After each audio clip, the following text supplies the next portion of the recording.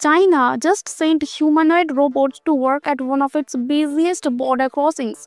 And honestly, the robotics world is still trying to figure out what this actually means. We're talking about Walker S2 machines from UBTECH Robotics, a $37 million contract, and real work starting this month at Fangchenggang right on the Vietnam border. And the crazy part is, this isn't some far-off test in a clean lab. This is a border crossing that handles trucks, buses, and thousands of travelers every single day.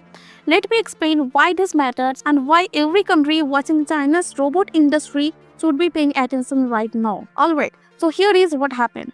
UBTECH Robots, a company based in Shenzhen, just won a 264 million yuan deal, which equals about $37 million, to place their Walker S2 humanoid robots at border checkpoints in Fangchenggang. This is a coastal city in Guangxi that sits right next to Vietnam, and this location was picked on purpose because it's one of the hardest places to test robots.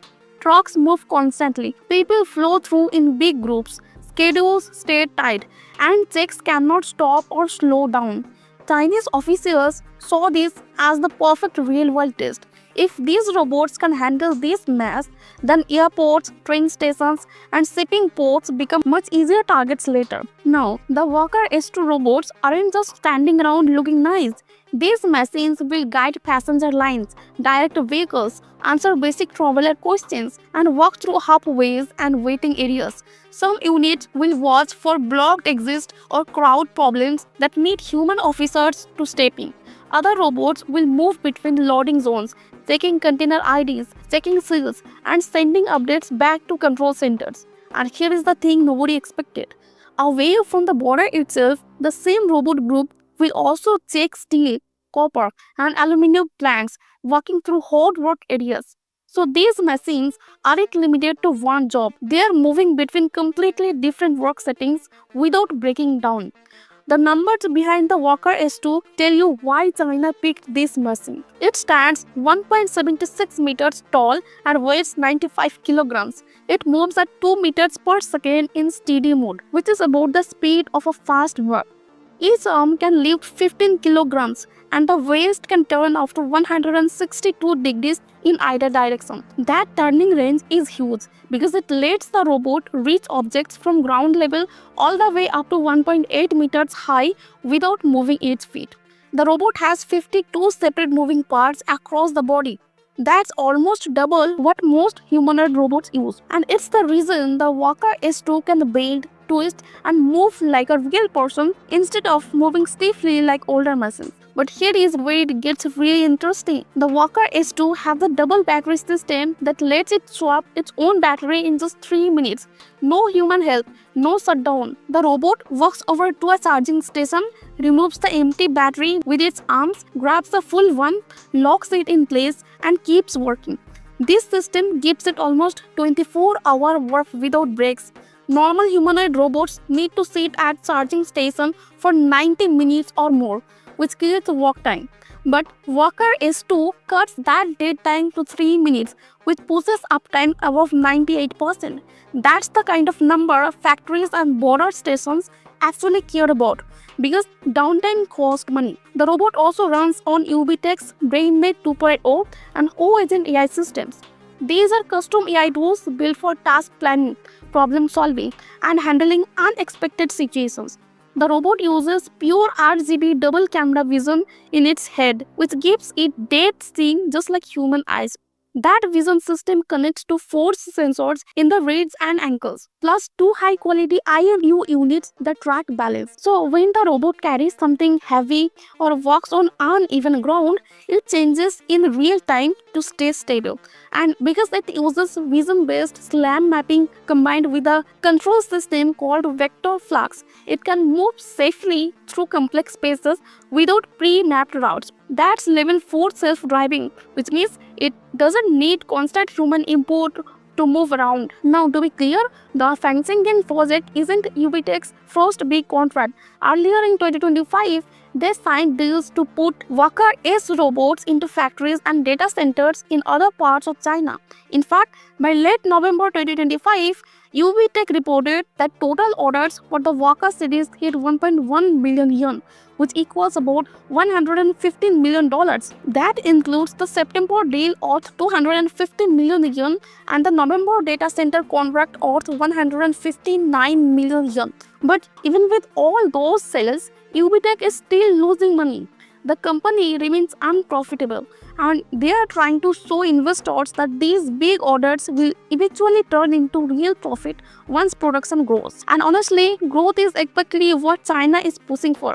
Back in 2023, China's Ministry of Industry and Information Technology released guidance calling for a national innovation system around humanoid robots by 2025. Then in 2024, the ministry opened a standard-setting technical group, which is basically a group of experts who write industry rules for humanoid robots. Chinese officials treat humanoid robots as a key industry, and they are putting company leaders from UBTECH, Unitree, Azibot, and others onto national groups that review projects just like this Fangchenggang work. This border trial fits directly into that plan, because it puts humanoids into a government-controlled space where safety, reliability, and performance will be watched extremely closely by officials. Now, China isn't the only country testing robots for security work. In the United States, Boston Dynamics has been selling its Spot robot dog for years. Spot is a four-legged machine that weighs about 70 pounds and stands 2 feet tall when walking. It's been used by police departments, fire teams, bomb squads, and even the US Customs and Border Protection. We tested the Ghost Robotics Vision 60 model for border patrol along the US-Mexico border. Spot robots have walked over 70,000 miles at customer sites, and Asylum Robotics just completed their 100,000th security mission using Spot units. These machines patrol factory edges, respond to alarms, check disaster sites, and help SWAT teams during dangerous situations. But here's the difference. Spot is a four-legged robot. It's great for rough ground and climbing stairs, but it doesn't have human-like hands or arms. It can't open doors without an add-on arm piece, and it can't handle objects the way a humanoid robot can. Walker S2, on the other hand, has full arms, hands with 11 moving parts each, and can handle complex tasks that require grabbing, lifting, and placing objects. That makes it more useful in cases where robots need to work with human-designed spaces like door handles, vehicle doors, container locks, and cargo boxes. The other big difference is cost and production. Boston Dynamics Spot cost around $75,000 to $100,000 per unit depending on the setup. UBTECH hasn't announced the exact price for Walker S2, but industry watchers gave it between $68,000 to $100,000 for early buyers. However, UBTECH expects production cost to drop 20% to 30% every year as they grow manufacturing. They are planning to produce 5,000 units in 2026 and 10,000 units in 2027. And with local government funding programs across China backing robotics companies, the cost could fall even faster than expected. And honestly, that's where China's advantage becomes obvious. China recorded over 610 investment deals in robotics during the first 9 months of 2025, totaling 50 billion yen, which equals about $7 billion.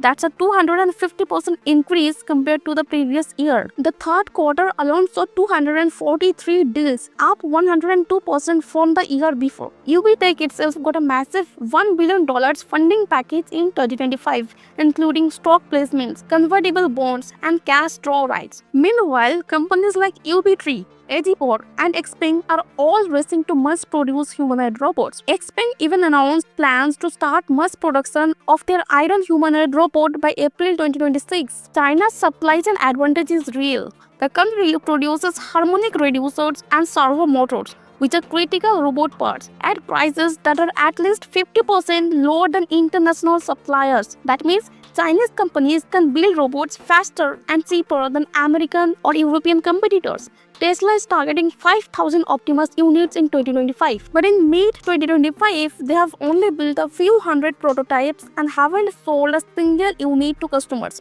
Meanwhile, UBTECH has already saved over 1,000 Waka series robots, and they're actively placing them at NIO, BYD, Zeekr, and Foxconn factories across China. Now, Morgan Stanley released a report earlier in 2025 saying that the global humanoid robot market could hit $5 trillion by 2015. ABI research says the market will reach $6.5 billion by 2030, growing at a 138% yearly growth rate between 2024 and 2030. They expect 115,000 humanoid robots to ship worldwide in 2027, jumping to 195,000 units by 2030.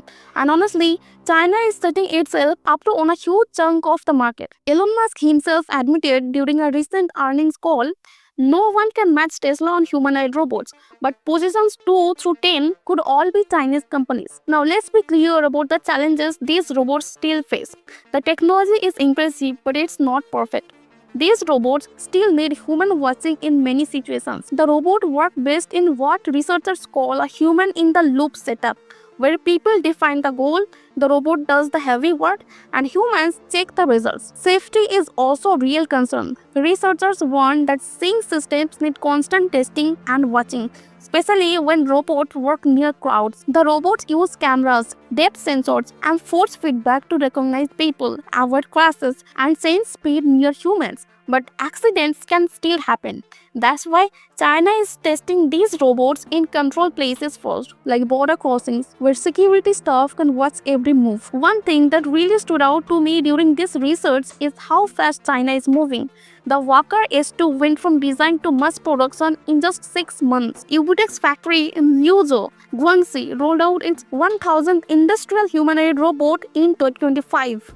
After starting production earlier in 2025. That speed is unheard of in Western robotics. Boston Dynamics spent decades building Spot before it became available for sale. Tesla has been working on Optimus for years and still hasn't delivered a single unit to customers. And honestly, the Fangchenggang work is just the beginning. If these robots perform well at the border, China will push them into airports, shipping ports, train stations, malls, hospitals, and elderly care places. The country is already testing petrol robots in cities like Shenzhen, Shanghai, and Chengdu. Immigration authorities used multilingual robots during the Shanghai Cooperation Organization Summit in Tianjin. Police departments across China are placing robots for patrol, crowd control, and public safety tasks. For travelers passing through Fangchenggang, the most visible change will be sharing check halls and waiting areas with machines that can talk, point, give direction, and check documents. Some people will find it helpful, others will find it creepy, but either way, this is happening. And it's happening faster than most people expected. The bigger question now is how other countries will respond. The United States is still leading in AI and robot design. Companies like Boston Dynamics, Figure AI, and Apronic have some of the best motion control and handling tech in the world. But they struggle with turning ideas into products and high cost. China, on the other hand, is moving from test models to production at incredible speed. And with government funding, connected supply chains, and massive manufacturing power, China can produce humanoid robots at scale before anyone else. So yeah, that's where we will wrap it up. One thing I'm curious about now is whether Western countries will respond by funding their own humanoid robot programs or if they will keep treating this as a distant future problem. Drop your thoughts below. Make sure you are subscribed, hit the like button, and I will see you in the next one.